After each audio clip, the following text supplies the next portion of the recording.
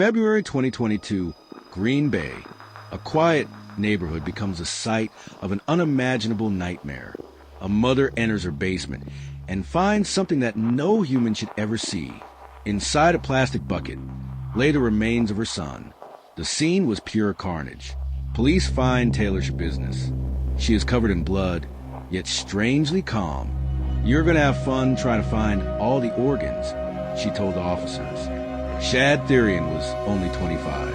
He thought he was spending a night with a friend, but the night turned into a drug-fueled ritual of violence and horrific dismemberment. Even in court, she lunged at her own lawyer, a monster hiding behind a blank stare. This is not just a murder. It is a descent into the darkest corners of the human mind. How did a young woman become a butcher? Let's go back to where it all began. Taylor wasn't always a headline. Once, she was just another face, and she married Warren Schabusiness. For a while, they tried to build a life. Shad Thyrion was an old acquaintance. Their paths crossed again in a cycle of addiction, then came the drugs. Methamphetamine began to hollow out her mind.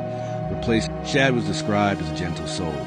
Unaware that his kindness would lead him into a predator, Taylor's record grew. Minor arrests and erratic outbursts were the warning signs that she haunted the local motels and back alleys. A ghost fueled by chemicals, and witnesses recall her vacant stairs. It was as if Taylor was already gone.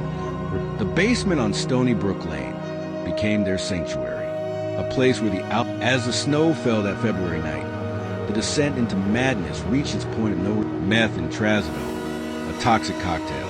The air in the basement is thick with chains come out. A game turns deadly. Shad doesn't realize the trap. She tightens a grip. No mercy. Shad struggles for air as the world goes. Minutes pass. The life leaves his body. Taylor stands over him. Breath, then the unthinkable. She doesn't stop.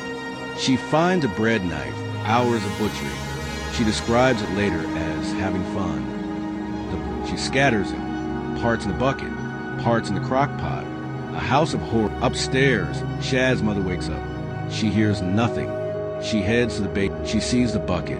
She sees her son's head. A scream that will haunt that neighbor. Taylor is gone. She drives away with blood on her clothes, and Shad's remains in her car. Police swarm the Stony Brook home. Blue lights strobe against the white snow. Flashlights cut the basement dark. Officers freeze. They find the blue bucket. Dispatch radio crackles. Locate the white van.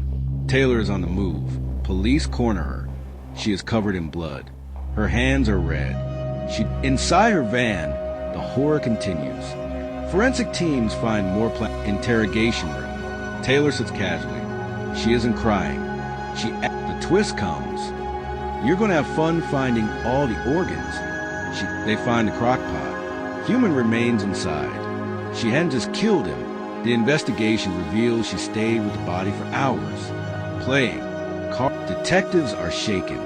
This isn't just a murder. It's a level of depravity. The courtroom in Green Bay is cold. Taylor sits shackled. Her face a mask. Lawyers argue over her sanity. Was it the drugs? Or was something dark always? The prosecution shows the photos. The jury gasps. The sheer then chaos. Without warning, Taylor lunges at her own attorney. She is restrained. Even in the face of life in prison, she shows no remorse. The jury doesn't take long. The evidence of the bucket and the knife is a weight. They can guilty. The word echoes through the silent chamber. First-degree murder. Life without the possibility of parole. The judge's voice is heavy. The cage. Shad's family weeps in the gallery. There is no joy in this verdict.